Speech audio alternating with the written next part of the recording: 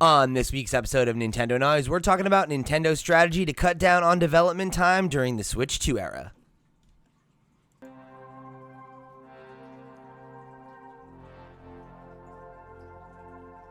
What's up, Internet? You're tuned into this week's episode of Nintendo Noise, Flipscreen Games' weekly Nintendo podcast. I'm your host, Pete and Bessie, joined today by my very good friends and co-hosts, Miss Sierra Plus Ultra. Hello. And Mr. Jack Ryan. Hello. We're all doing jazz hands. Hey. Oh, okay. All right. I like it. So, I have a fun one for you two today.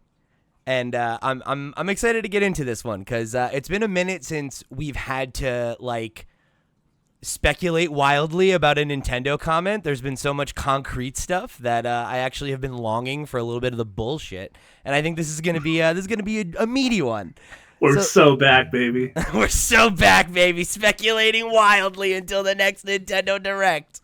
Yeah, because the Switch 2 is out now. What are we gonna? What are we gonna do? Play it? Yeah. So there was a shareholder meeting in the last week or so here as of recording.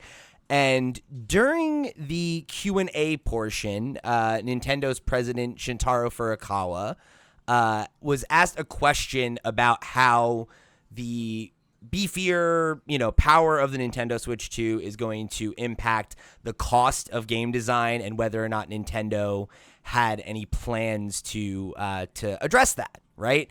And Furukawa answered it in kind of a two-pronged way. One, which is, I think, a very standard, just this is how video games are. They've always been a high-risk business, and, there's always been, kind of a large investment into, and many, many years, right, into a game, and then the gamble is whether or not it'll end up, making its money back, right? And he said specifically, our development teams are devising various ways to maintain our traditional approach to creating games. Amidst the increasing scale and length of development, we believe it is important to make necessary investments for more efficient development. So that's more or less just saying, yeah, it will cost more, it will take longer, but, we already kind of have strategies in place to address that, and, we will continue to find ways to maintain efficiency and try to keep those prices or those costs low for us, right? The thing that I thought was interesting was he said, we also believe it's possible to develop game software with shorter development periods that still offer consumers a sense of novelty. We see this as one potential solution to the concern about rising development costs and software prices, and we will explore it from various angles within the company. So this is a short statement, but I think there's a lot to unpack there in terms of what that could mean for not just the types of games that we potentially see Nintendo release and then promote on Switch 2, but also potentially exploring the price point and kind of the scale of how much they're interested in charging for their software, which I think particularly with the context of, the $80, Mario Kart World. That price tag obviously being such a point of conversation and even a point of contention for certain potential Switch 2 buyers. I think there's a lot here that could be implying, and I'm interested to see how that hits the two of you. First of all, this is the sort of speculative nonsense that I live for. These are the conversations that I have a podcast for the next hour. Yeah. So I think taking it word for word, everything you just said, that full quoted comment, it's very easy to reactively see it as a negative with the context of you just hit Mario Kart World, right? We got our first $80 game from Nintendo in what felt like a pretty standard package. I think we all agreed when we discussed it on whatever episode that was. So with that in mind, I think it's easy to get a little worried and say, is this them saying we're going to take a lead from EA and start making stuff with less effort behind it with the same price tag behind it? Conversely, I think it's just as easy to see a lot of positives coming out of it in the form of smaller one-shot games, which there was a lot of on Switch 1. I think there's a lot of precedent those were some of my favorite games on Switch 1. And I'm sure you have some examples lined up, Pete, that you'll tee up for us. But if I had to choose one side of it, just like right out of the gate, I'm leaning more optimistic. I think there's a lot of room to see some positives if that's the direction that they are looking to move in. Yeah. I see a lot of parallels between, not to be like the resident music guy, or like I don't know. I was hoping just, you like, were gonna always say into- this. Seeing a lot of parallels between how the economic downturn is hitting the music industry and also video games. Famously, it's favorable to the algorithms and like the music streaming services to like pump out smaller releases or more frequent releases in order, just because like all of our brains are fried now and this is how we hold people's attention. Not me, I still like albums, but like unfortunately that is the attention economy that we live in now. I am hopeful because I don't mean to sound like a Nintendo pill guy, but I am on Nintendo noise, and I do trust them. I do trust them. I think it's gonna be fine. I think I don't know, like to combat like the amount of like saturation there is in like the games market. I think it's good if they're like, okay, well we'll have like the big guys, and then we'll also have like the smaller, the shorter games, the 30 to 40-hour titles that we don't really necessarily need to overthink or put a lot of manpower into. I think it's gonna be fine. And unfortunately, like I can honestly say that like I've still had a lot of good gaming experiences where the games are shorter. I think that's also just like a better pivot to a lot of people have a lot of games to play, and like if they can like bang out something in like a weekend or like a couple weeks and then move on to the next thing. I mean, like I think it would be better for them to just have their name on titles like that than like like make these giant laborious games that like take forever to come out, and then like they're gonna have the same attention span cycle as the smaller games anyway. I like that you brought up the attention economy thing there, because I think that that's a really salient point when you consider just the way that folks engage even with really big games like that, and that there is often this period of like we're talking about it nonstop for a week or two or maybe a month, and then everybody kind of has seen everything there is to see, and then we're like, I can't wait for the sequel or what's next, right?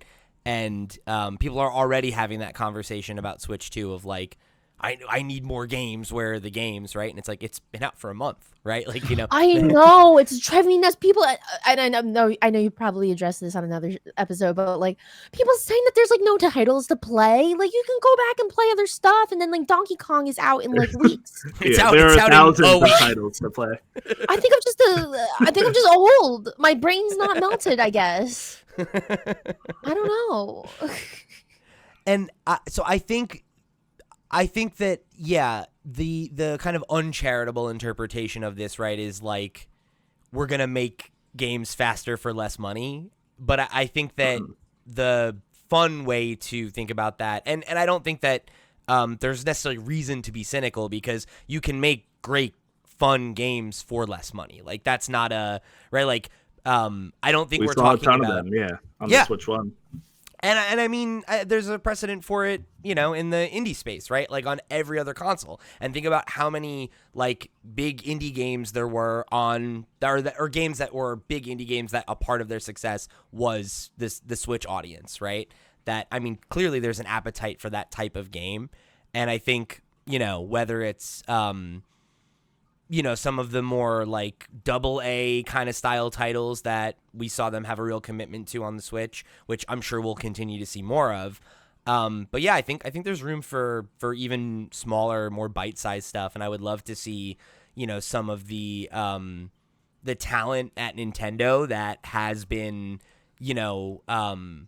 steering some of the big franchises for a long time. Like let them, take a year and go make like a small game jam kind of game so that they can stretch their legs and try something else.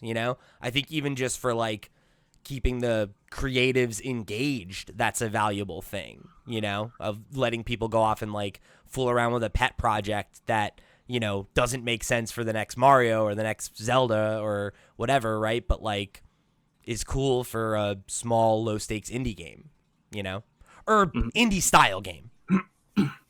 Yeah.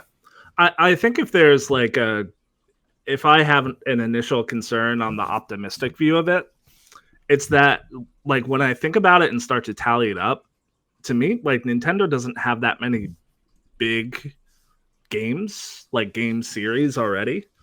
Like thinking through the Switch, we had Tears of the Kingdom and Breath of the Wild. Mario Kart is like a big evergreen game. I'd put Metroid Dread in that AAA category. Fire Emblem Three Houses. See, I would argue Dread is not really a AAA game. Not in terms of it kind of teeters, but Yeah. we'll just being generous. We'll throw that in there. Splatoon, right, has a lot of legs. Animal Crossing, of course, hundreds of hours in there. But outside of that, I can't think of too many. Fire Emblem. Yeah. But Fire Emblem is, I get like it's a campaign. You play through it once and that's kind of it. So I'm trying to think like if you're cutting back on that, how many big releases are we going to see for the console then? Because it doesn't feel like there were an absolute ton on the Switch. I feel like it's not to their detriment. There was a ton of great, worthwhile stuff on the Switch. It just wasn't in the big AAA, like massive 60-hour game package. Yeah, I don't know. I don't think it's about cutting back on those types of experiences. I think it's about having more experiences that exist between those things, because I think that, honestly, to bring it back to Sierra's comparison, like I think that you still want to have the LP, right? You still want to have the big thing that you are building towards, and that is the marquee title, right? I think it's about what do you do in those weeks and months in between those releases, and I think on the Switch One, I think the answer for that was a lot of those more like AA experiences, like I would say. Yeah. So I guess that's my point. Like, what would be the pivot then? Because it feels like we're kind of already living that with Nintendo in ways that Sony isn't doing. Yeah, I think it's a matter. Does it like smaller experiences, or we're looking at like the $15 to $20? You know what? Let's jump into my talking points, because I have a couple examples that I think are worth potentially taking a look at here. So they said that they are exploring various angles, right? So I think it's worth considering what are some of the other angles that we've seen from Nintendo in the past, but also from competitors and other marketplaces beyond the Nintendo platform. And I think that's maybe where you can get an answer to what some of these things like could look like. The first one, I think, is the one that we've kind of been circling around, which is a return to those smaller experiences, right? And if you are old like us and you think back to the DSi WiiWare era, right?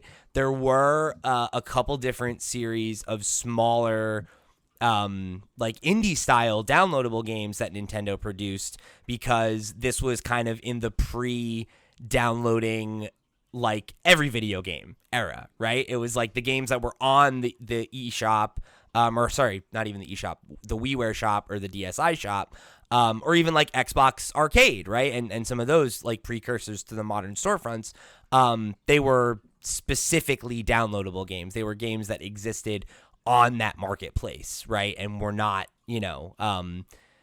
looked at as the quote unquote the same, I guess, as like the standard big box releases that you would go and pick up. And Nintendo had the Pushmo series, which was a puzzle series that they did for a couple years back then. And then I think Box Boy is probably the one that everybody remembers because it got multiple sequels. It got an amiibo. It's, I think he might be an assist trophy in Smash, right?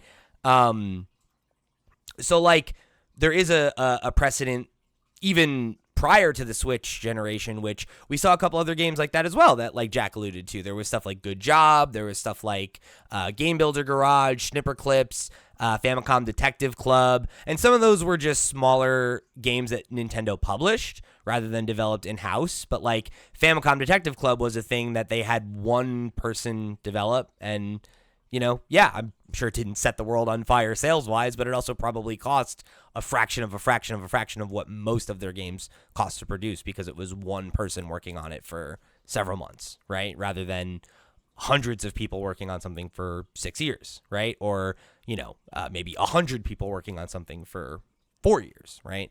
For those like more small, mid-sized titles. So I think that's something that would make a ton of sense to see them experiment with genres that are more associated with smaller price tags, like stuff like arcade game, puzzle games, I don't know, like castle defense, tower defense, stuff like that, right? Like stuff that you generally would associate more with like old school arcade games or maybe even in the modern era mobile, right? But a lot of those games aren't that good. So, those are genres that are fun when they're done right. And why not see Nintendo make a Mario Tower Defense or something like that that takes a team of like 10 people a few months to make rather than years, right? And yeah, Right. and it's cheap, right? It's a $10 game or a $5 game, right? Something like that. Yeah.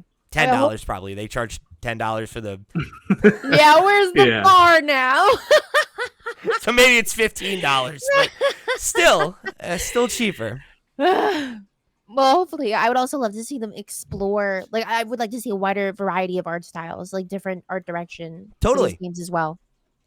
Yeah, right. Because it's that you can experiment with like pixel art or 2D or like stuff that like all of the obviously all of the big AAA Nintendo titles still have, I think, a unique sense of style and everything, but it's like they're all chasing AAA, right? Like they're trying to have that more cutting edge graphical approach rather than even though they are pretty stylized, rather than something that can be more stylized and have that like very very distinct personality to it, like something like Snipper Clips, right? Like Yeah. very like memorable design to it. Mm-hmm. Yeah, I think for me, it's on paper a tougher sell, kind of that stopgap between mobile and AA. For me, like when I think Nintendo first party games, I think of cohesive things, like very articulate worlds. Mm-hmm. And I'll use that term loosely, but like there's a game world rather than just a really well executed mini game, essentially. Like I think there's value in it. To Sierra's point, like I think I just trust them. If that's an avenue they wanted to pursue, I trust that they would do a good job and find some worthwhile value in it. But on paper, like just talking through it, it doesn't jump out as something that would appeal to me. Again, as a very, very old person, I'm sure, compared to the average listener. But I'm just curious, like I know there's precedent for that smaller bite-sized stuff, even as recent as the Switch. I don't know if there's precedent that it sold particularly well or like was received particularly well.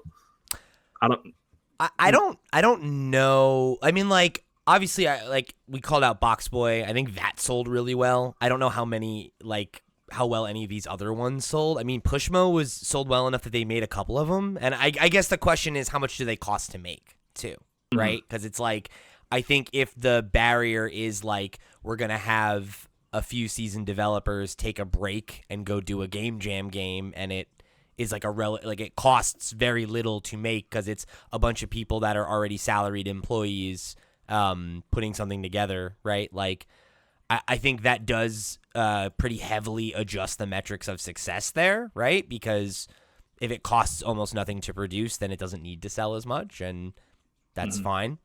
But point taken. Yeah, I don't know that any of the games that we rattled off set the world on fire, right?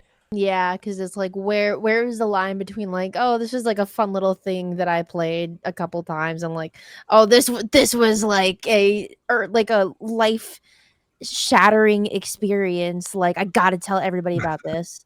So Yeah, it's yeah, hard to think of like what a smash hit looks like in that form factor, I guess. And maybe that's not what they're going for. Maybe they're just like looking for success by 1,000 little sales here and there. yeah. Yeah, and to take it back to the example that Sierra brought up earlier, right, of like the attention economy, right? That like not every, I guess, again, to use like a music analog, right? Like not every single needs to hit as hard, right? Like sometimes you just need to have something out to like have something out, and maybe there's something to that. I don't know. But then I guess that comes back to your question earlier, Jack, of like, are we getting things that are quality or are we just getting things? And that's not really worth anything. I mean, I will say Welcome Tour is not a great prototype. Yeah, sure. For What were this. you going to say, Sierra? Leslie. Oh, I was gonna ask if either of you have played Dave the Diver. I have. I love Dave the Diver, yeah. Yeah, I was gonna say because that's a really great example of a game that's like 40 hours. It was made by a small team, 25 people by the time it released, and it's a fantastic experience. It was like one of my like top games that I played of like last year, and there's such a wealth of things to do in that game. Like it's so layered. But like, is Nintendo content to like do? Is that what they want? Is that, are they cool? Are they content to do something like that? That's like, a little smaller in scale and like maybe even stylistically not what they would normally go for the sake of like releasing something under a certain like budget, like time restraints, etc. Like, I think it's a fantastic game, but I think that's a fantastic example because like that game sold exceptionally well, and there are games like that like there are a lot of indie titles that are decidedly indie games but have a higher bar of production quality, are particularly exceptionally, well realized, that make a ton of money, like money hand over fist. And, like I think that's a proven business model, and I think that, why not chase that if you can, Yeah. I think from the art style angle too, it's also a great example. Because we've seen Nintendo put a lot of time and effort into accounting for underperforming hardware. Like they found ways to make stuff look great on the Switch, but with a lot of time and effort, aka money, going into making that art style. Whereas Dave the Diver's approach is, let's put a lot of thought and creativity into coming up with a style that looks beautiful, but can be applied to a very large scale game with not a lot of effort. So I think that's one kind of tweak they'd have to make to their approach in order to make it financially feasible to take on that sort of stuff in terms of scope and scale. Right? They always make it look beautiful, but they don't. I haven't seen anything that looks like low effort manually, but also very cohesive and good looking from Nintendo. Yeah, I think I think the only example that I really can think of is kind of like Dread. Like, I think Dread is the example of what we would be talking about. And obviously that's like not quite stylistically what you're talking about, but it is that like it's a cheaper style of game, but it still has extremely high production quality, and it doesn't feel like a smaller game, even though I know it didn't take the time or budget that like Metroid Prime 4 did, right? Yeah. Yeah, one is still not out, so clearly. But yeah, I think with Dread though, it's more like the unique set pieces in that game all look great. The cinematic stuff all looks great, but it is a lot of like gray corridors, right? Like once you design kind of what a gray corridor looks like, they use a lot of them. Mm-hmm. So I think that's where they found their savings, rather than coming up with an art style that lets them do a lot of things and create a lot of different assets in a very low effort kind of way. Yeah. And I say low effort, I mean it as like a good thing.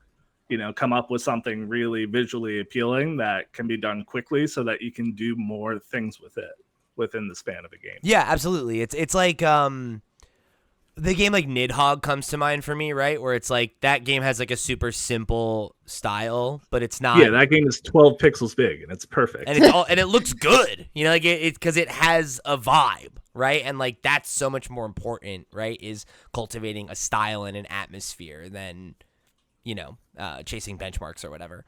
That's what people really remember more than anything.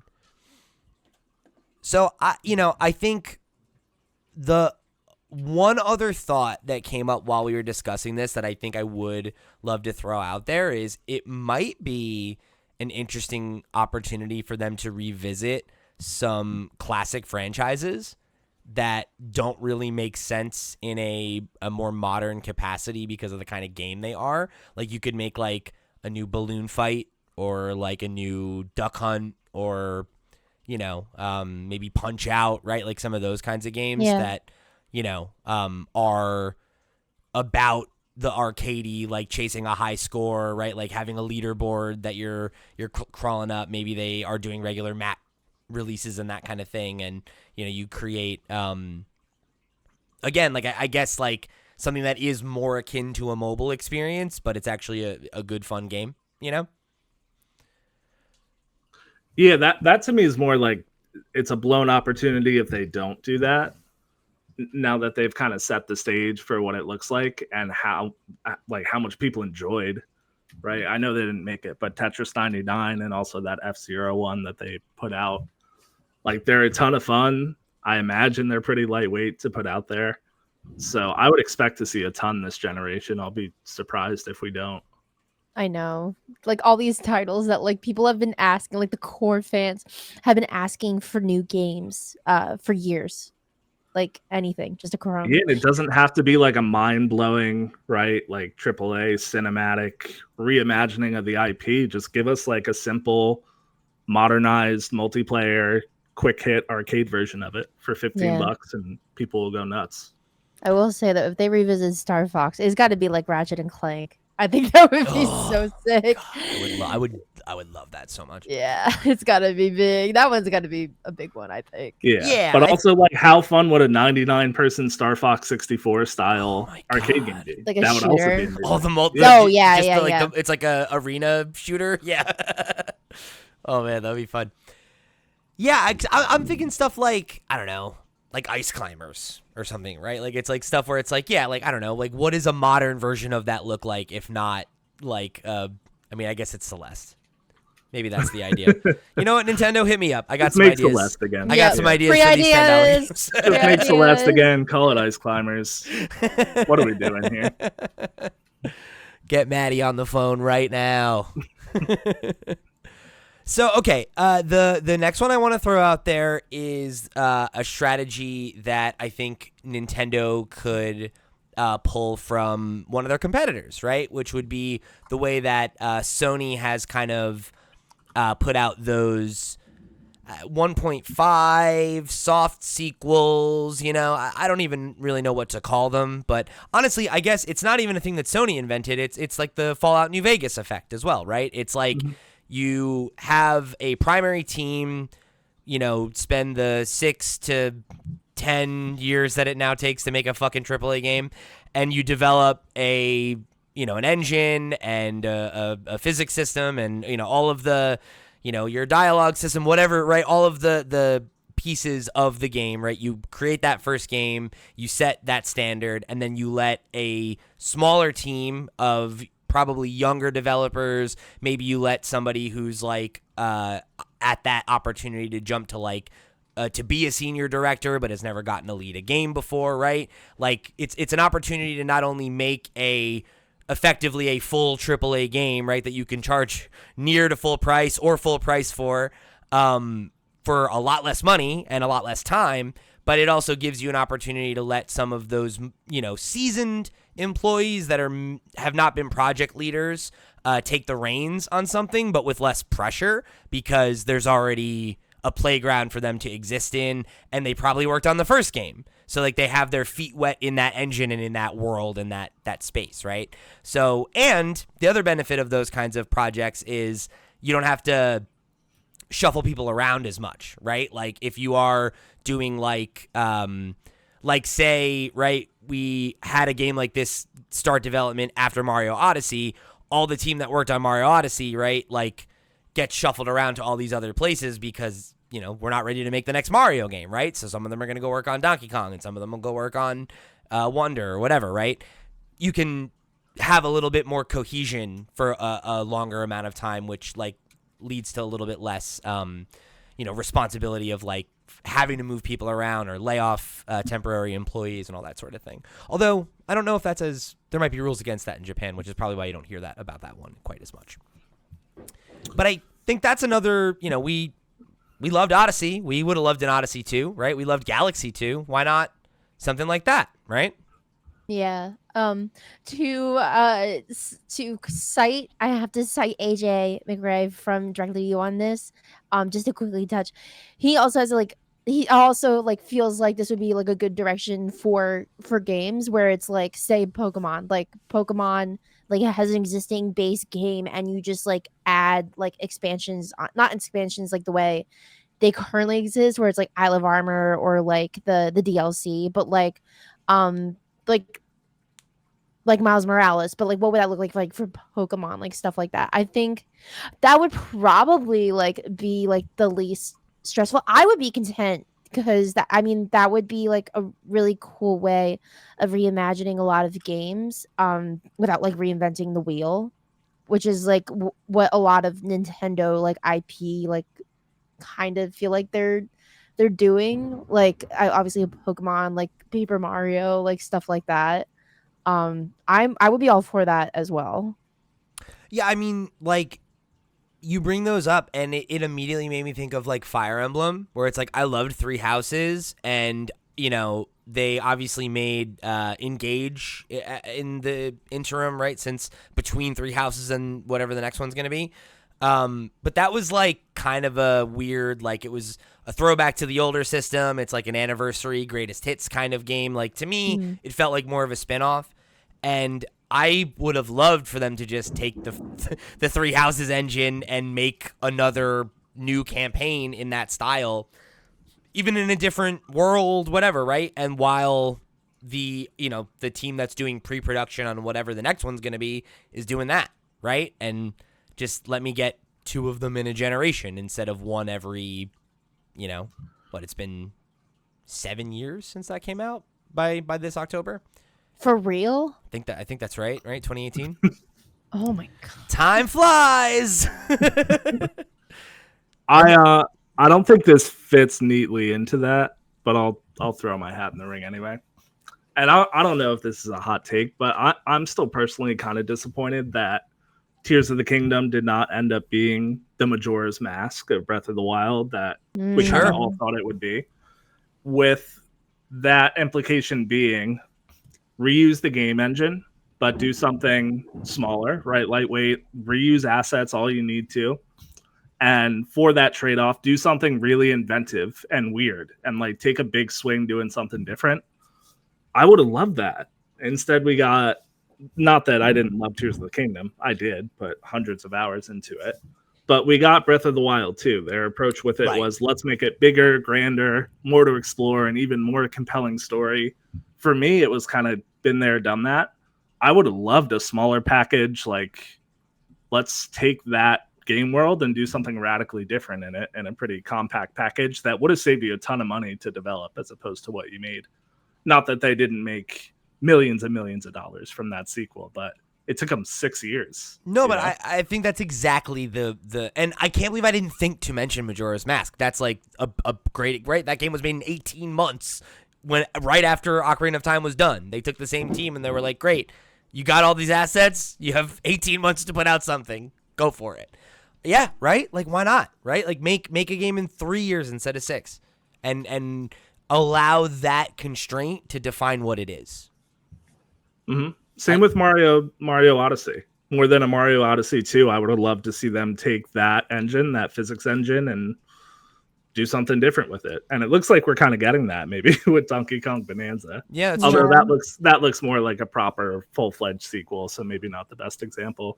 Though, you using those 2 games as examples, like I can like totally envision that too, right? Because you think about like Super Mario Sunshine, right? And they're like those challenge levels, right? Where it's like you don't have the flood and you're doing these like super like tough, tight levels.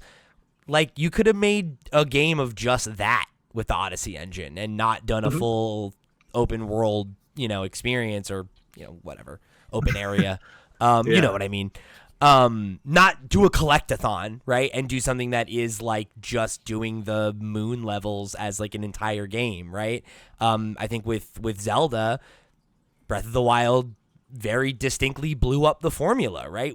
You could have just made a smaller, like a dungeon crawler, you know, and like just had it be like, yeah, it's Link and Zelda and they're exploring the underground area and it's all like navigating the dark overworld, which takes almost no, like it's dark and you can't see anything, so it doesn't cost that much to develop, right? And you get to dungeons and then you solve the dungeons, right? Like, you know, I think that there's something to that, you know?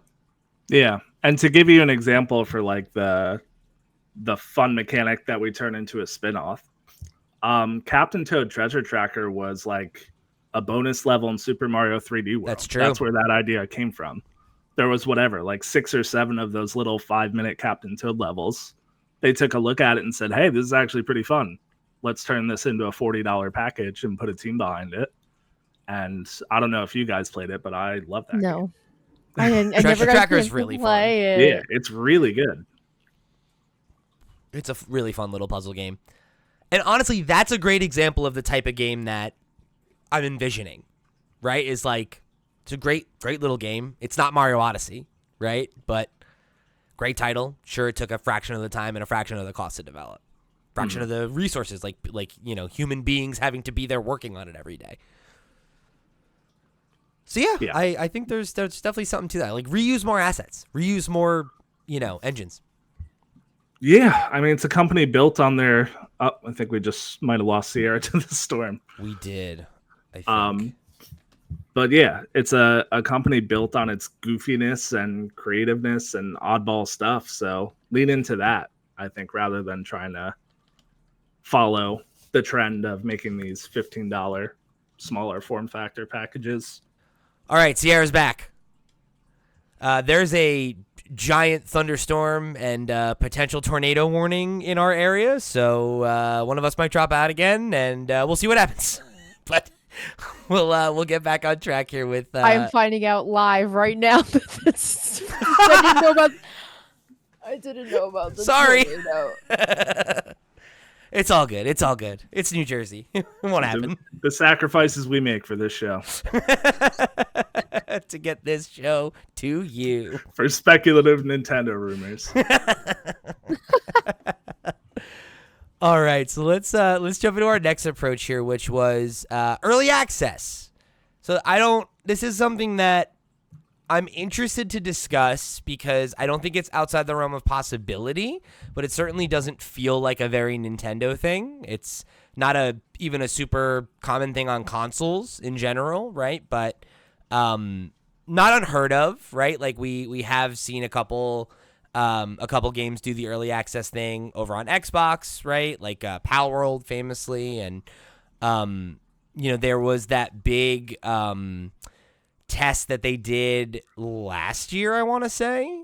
We did a whole episode about it with Chewy where it was like they did a limited test for like a new online game and they invited a bunch of people to play it and test it out. And I don't know if it would be strictly traditional early access, but I could see a universe in which they release an unfinished game that is actively being iterated on, you know, and that it is a little bit more of a living document, which is another way that you potentially mitigate this as a factor, right? If you don't need to get a game to 1.0 before you can start getting people playing it and talking about it and providing feedback and getting it in the conversation.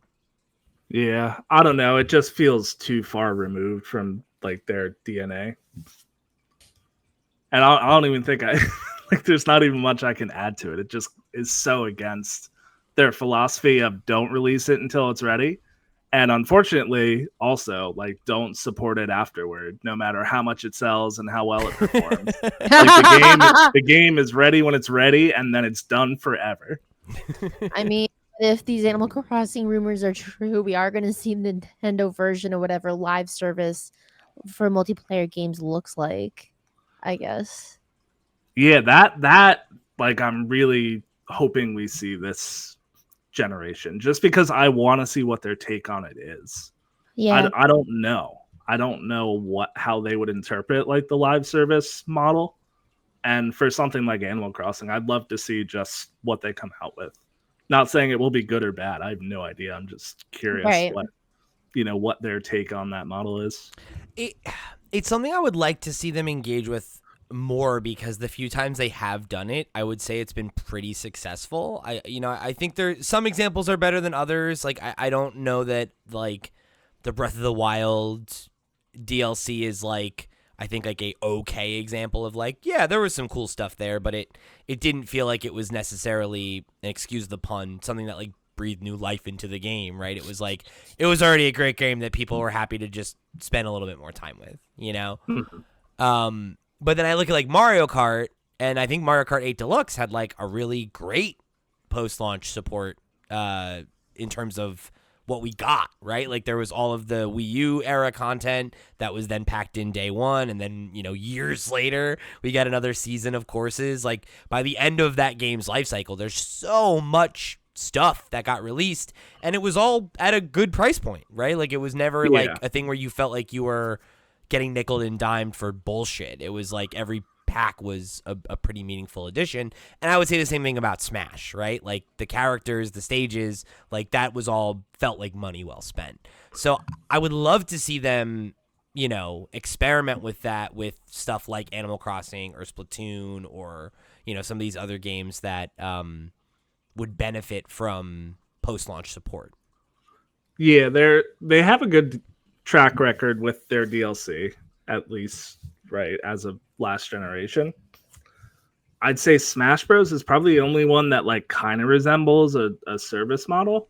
Yeah. The rest of it's kind of, we made DLC, here it is, and then down the line they'll like repackage it as the complete edition that you can buy, rather than like this is post-launch support of a game. Like every couple of weeks we're coming out with this update and giving you a reason to check in day to day. Smash Bros, I guess you could kind of argue, right? Like once a month for the first however many years of that game, or once every couple of months we got a new character. That felt a little bit more bite-sized and alive than like the big, here's 50 Mario Kart 8 courses for $35. Sure. But I'm not sure we've seen like a really live servicey type game. We had Splatoon, but the incentive was Splatfest. There were no really rewards for them. It was just kind of pick a team and then log in later to see if your team won. Like there wasn't really any actual tangible in-game reward or performance metrics or anything like that. So, which, I mean, you know, you and I were both fans of Multiversus during its like pre-launch and then like season 1. And I remember that was the thing you and I talked about, was like, man, I wish Smash would like have a season pass, you know? And I don't necessarily want to like have to pay for a season pass every, you know, few months in Smash, but I think having some kind of like, you know, interactive online element that like keeps people engaged and like keeps the community active between releases, or when there are no more releases and the game is like content complete, right? Like, you know, stuff like if Splatfests, right, for example, had like a very tangible reward, right? Like a skin that you could only get from that, and then you'd keep it forever and you could show it off, and it's an incentive for you to be there and be part of it, right? Rather than like you get this temporary branding while it's happening, and then when it's over, it's gone forever. I think those are the kinds of things that get people, you know, like that was a huge thing with like Overwatch in its heyday, right? It was like every holiday it would be like, oh, what are the new holiday skins going to be? I'm going to need to play every day so I can open crates and try to get the one that I want. And, you know. And how perfectly does that fit for Animal Crossing? Yeah. Like pay $7 a month and they just keep holidays going. For each holiday, there's a new event that's never happened before. And as long as you keep paying $7, you can continue to experience them. Or don't pay for a year and decide, oh, that Christmas sweater or whatever looks awesome. I want to get that, so I'm going to get a membership for Animal Crossing this month. Like, I'm the last person to advocate for membership services and subscriptions, but like it just seems like there's so many natural opportunities for some of their IPs, at least. I know people were hungry for that at the end of their decided life cycle for New Horizons. They were like, please, crumbs, anything. And they were like, nah. And everyone moved to Pocket Camp. I'm everyone. Yeah, people are just like, please, holding like $50 billion. And they're like, no, we earned our $1 billion. We're good. Like, adapt, read the room. I know. I mean, hey, if they're gonna take all of that and put it into the next game, fine. But of all the games, like I would have thought it would have been New Horizons, and if there was a Switch successor, that just would have been like the game, and they would just keep updating it and like building upon that. If they had done that, they wouldn't have had to have the investor call in the first place. There'd be no comments to discuss today. There'd be We're no down concern. bye week right now. They're like, we're all on vacation counting our money. Yeah, it'd be We're a third good. call. Hey guys, we still got $50 trillion. Don't worry about it. Carry on. I'm concerned about the rising cost of development. Don't be. We made Animal Crossing DLC. Yeah, it's funny because I don't even think you have to like wade into monthly subscriptions for all this stuff. Like, I think that there's like, like that could be how you incentivize expansion pack.